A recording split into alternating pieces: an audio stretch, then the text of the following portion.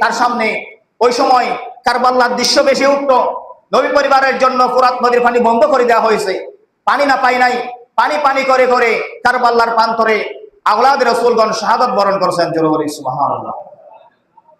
ওই দৃশ্যের কথা যখন মনে পড়তেন, ইমাম জয়নুল আবদিন রাদিয়াল্লাহু তাআলা পানি পান করতে পারতেন না। পানি পান করতে কষ্ট হতো, চোখের পানি চলে আসতো। জীবনে আর কখনো হাসে নাই। সুবহানাল্লাহ বলেন না? আমরা তো হাসি, ঠিক কিনা বলেন না? পরিবারের কেউ মারা গেলে 3 দিন 2 দিন 4 দিন 5 দিন পর আমরা আবার হাসাহাসি করি। কিন্তু ইমাম জয়নুল আবদিন যতদিন হায়াতের জিন্দেগির মধ্যে ছিল, 1 সেকেন্ডের জন্য হাসে নাই। সুবহানাল্লাহ বলেন না? এরপর 10ম দিন যখন সকাল হলো, ইমাম হুসাইন রাদিয়াল্লাহু তাআলা তাদেরকে বোঝানোর জন্য গিয়েছেন শেষবারের মতো। কিবার মতো? শেষবারের মতো ইমাম হুসাইন রাদিয়াল্লাহু তাআলা বলেন, আলাম তাসমাউ ফীকুম মুসলিমিন, আলাম তাসমাউ ফীকুম মুসলিমিন, তোমাদের মধ্যে কি একজনও মুসলমান নাই? তোমাদের মধ্যে একজনও কি মুসলমান নাই? তখন তারা বলে, আমরা সবাই মুসলমান, আমরা ফজরের নামাজ পড়েছি, আমাদের তাম্বুর মধ্যে আযান হয়েছে, ইকামত হয়েছে, ফজরের নামাজের উপর কোরআন তেলাওয়াত হয়েছে। কি হয়েছে? কোরআন তেলাওয়াত হয়েছে। আমরা তো মুসলমান, আপনি কি বলেন? তোরে তোমরা মুসলমান হলে তোমরা আবার কিভাবে আমি হোসাইনকে শাহাদাত বরণ করার জন্য আসছো, আমি হোসাইনকে কতল করার জন্য আসছো? তোমরা যদি মুসলমান হও, তোমাদের নামাজ, আজকে যে নামাজ পড়েছো সেই নামাজ কবুল হওয়ার জন্য নামাজের ভিতর আমার নানা জানকে সালাম দিয়েছো, আসসালামু আলাইকা আইয়ুহান নাবিয়্যু। ঠিক কিনা বলেন না? আমরা নামাজের মধ্যে সালাম দিই কিনা? আসসালামু আলাইকা আইয়ুহান নাবিয়্যু। তোমরা যাকে, যেই নবীকে নামাজের মধ্যে সালাম দিয়েছো, ওই নবী তো আমার নানা। ওই নানা আমার শরীরের প্রতিটা স্তরের মধ্যে, প্রতিটা স্থানের মধ্যে চুম্বন দিয়েছেন, আমাকে আদর করতেন, মহব্বত করতেন। আমি তো ওই নানার নয়নমণি, কলিজার টুকরা। তোমরা কলিজার টুকরাকে তোমরা কতল করার জন্য আসছো। তোমরা কেমন মুসলমান? তোমরা আমার নানাকে সালাম দেওয়ার পর আমি হোসাইনকে সালাম দিয়েছো, আসসালামু আলাইনা ওয়া আলা ইবাদিল্লাহিস সালিহিন। তোমরা আমি হোসাইনকে সালাম দিয়েছো নামাজের মধ্যে, আমার হোসাইনকে নামাজের মধ্যে সালাম দিয়েছো নামাজ কবুল হওয়ার জন্য। কি হওয়ার জন্য? কি হওয়ার জন্য? নামাজের ভিতর আমার বাবাকে সালাম দিলে নামাজ শেষ। ঠিক কিনা বলেন না? নামাজের ভিতর দেশের প্রধানমন্ত্রীকে সালাম দিলে নামাজ শেষ। নামাজের ভিতর কোনো কথা বললে নামাজ শেষ। কিন্তু নামাজের ভিতর আমার নবীকে সালাম না দিলে, আমার নবীর পরিবার আহলে বাইতকে সালাম না দিলে নামাজ হবে? কথা বলেন না? নামাজ হবে না। আসসালামু আলাইকা আইয়ুহান নাবিয়্যু ওয়া রাহমাতুল্লাহি ওয়া বারাকাতুহু, আসসালামু আলাইনা ওয়া আলা ইবাদিল্লাহিস সালিহিন। ইমাম হুসাইন বলেন, তোমরা আমাকে সালাম দিয়েছো নামাজ কবুল হওয়ার জন্য, আর ওই নামাজ পড়ে এসেছো আমি হোসাইনকে কতল করার জন্য। তোমরা কেমন মুসলমান? তোমরা কেমন মুসলমান? আমার নানা বলেছেন, আল হাসাইন ওয়াল হুসাইন সাইয়্যিদা শাবাবি আহলিল জান্নাহ। ইমাম হাসান ও হোসেন জান্নাতের যুবকদের সরদার। তোমরা যে জান্নাত নামাজ পড়েছো জান্নাতে যাওয়ার জন্য, জান্নাত পাওয়ার জন্য যে নামাজ পড়েছো, ওই জান্নাতের সরদার হলাম আমি হোসাইন। ওই জান্নাতের সরদার আমি হোসাইন, আমার ভাই হাসান। আমরা 2 ভাই জান্নাতের যুবকদের সরদার। তোমরা যদি আমাকে কতল করো, কিয়ামতের ময়দানে কিভাবে আমার সামনে তোমরা জান্নাতের টিকিটের জন্য দাঁড়াবে? কথা বুঝতে পারছি? এত ওয়াজ করার পরও, এত বোঝানোর পরও তাদের ভিতরে হেদায়েত ঢুকে নাই। কারণ তাদের অন্তরের মধ্যে খতামাল্লাহু আলা কুলুবিহিম ওয়া আলা সামঈহিম ওয়া আলা আবসারিহিম গিশাওয়াতুন। আল্লাহ তাদের চোখের মধ্যে, তাদের অন্তরের মধ্যে, তাদের কানের মধ্যে সিল মেরে দিয়েছেন। তাদের হেদায়েতের বাণী ঢুকবে না, ভালো জিনিস দেখবে না, তাদের অন্তরের মধ্যে ভালো জিনিস ধারণ করতে পারবে না। কারণ তারা দুনিয়ার মধ্যে ডুবে গিয়েছেন, দুনিয়ার ভালোবাসা তাদের মগ্ন করে দিয়েছে। সেই জন্য তাদের অন্তরের মধ্যে হুব্বে রাসূল নাই, আওলাদ রাসূলের মুহাব্বত নাই, আলে রাসূলের মুহাব্বত নাই। এত এত সুন্দর সুন্দর কথাবার্তা, আলে রাসূলের কথাবার্তা তাদের চোখের মধ্যে, তাদের কানের মধ্যে প্রবেশ করে না।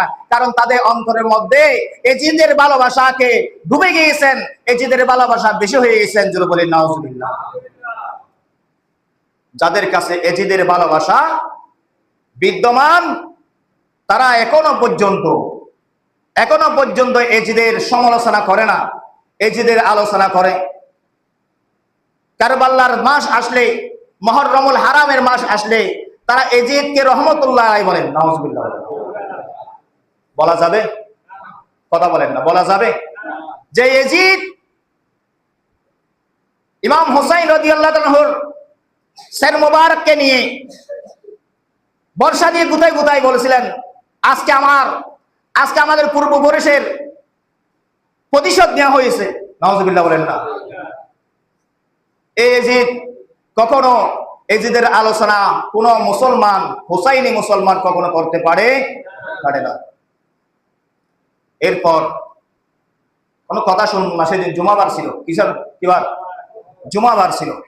আজকে জুমাবার না, আজকে 10ই মুহররম। আমরা এখনো মসজিদ খালি, আর ইমাম হুসাইন রাদিয়াল্লাহু তাআলা আনহু শাহাদাত হয়েছেন।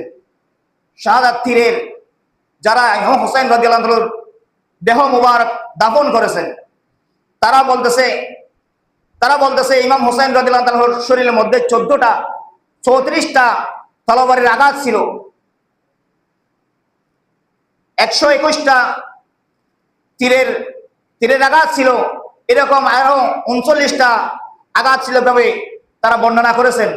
এত আঘাত হওয়ার পরও ইমাম হুসাইন রাদিয়াল্লাহু তাআলা বলতেছেন, আমাকে 2 রাকাত নামাজ পড়ার সুযোগ করে দাও।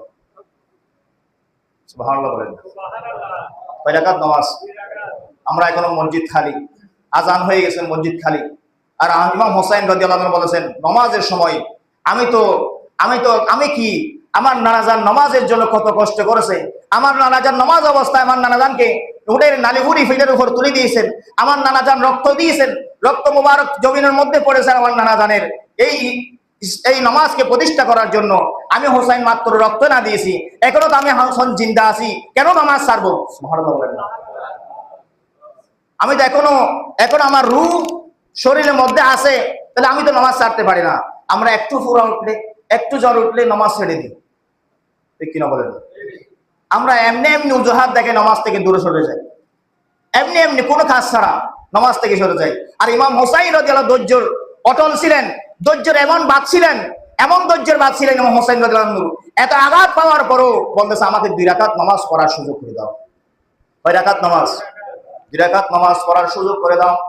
ইমাম হুসাইন রাদিয়াল্লাহু তাআলা 2 রাকাত নামাজ পড়ার জন্য যখন অনুমতি চাচ্ছেন, তখন যিনি ইমাম হুসাইন রাদিয়াল্লাহু তাআলা সিনার মধ্যে বসবে, তাকে বলতেছে, তুমি যদি আমাকে 2 রাকাত নামাজ পড়ার সুযোগ করে দাও, আমি তোমাকে কিয়ামতের ময়দানে তোমার জন্য সুপারিশ করব। সুবহানাল্লাহ বলেন। নামাজ কত দামি, নামাজ কত দামি। 2 রাকাত নামাজ পড়ার যদি তুমি সুযোগ করে দাও, তুমি আমাকে কতল যদি করো, আমি তোমার জন্য কিয়ামতের ময়দানে কি করব? সুপারিশ করব। তাহলে নামাজ এটা দামি জিনিস, ঠিক কিনা বলেন না?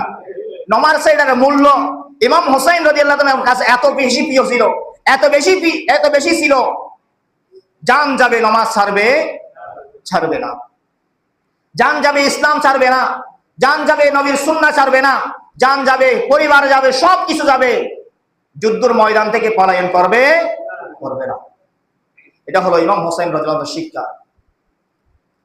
এরপরও 2 রাকাত নামাজ পড়ার সুযোগ করে দেয় নাই।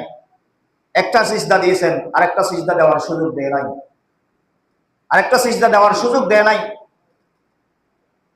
যিনি ইমাম হুসাইন রাদিয়াল্লাহু তাআলার ভবিষ্যৎবাণী, রাসূল পাক সাল্লাল্লাহু আলাইহি ওয়াসাল্লাম ইমাম হুসাইন রাদিয়াল্লাহু তাআলা সিনা মোবারকের উপর যখন বসে গেছেন তারাওয়ালি সালার জন্য, তখন বলেছে, তোমার সিনা খুলছে।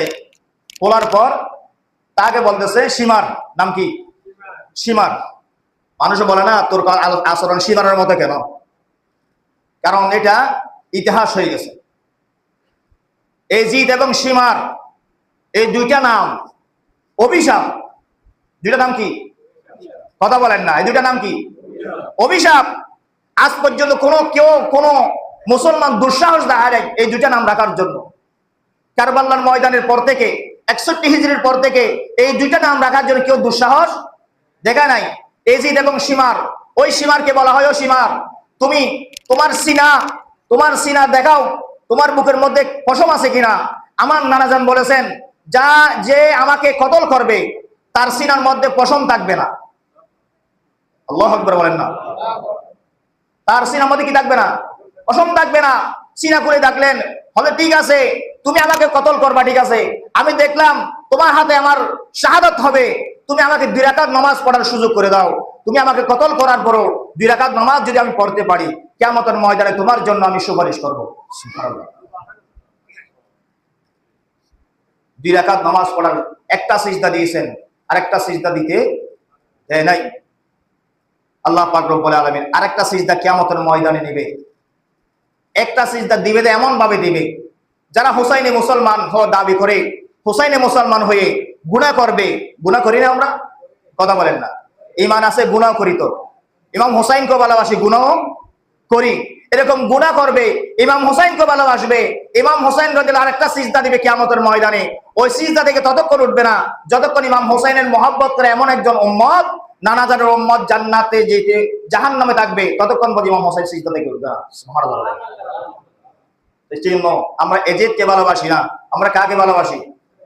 কথা বলেন না, কাকে ভালোবাসি? হুসাইনকে ভালোবাসি। ইমাম হুসাইন রাদিয়াল্লাহু আনহু শাহাদাত বরণ করেছে।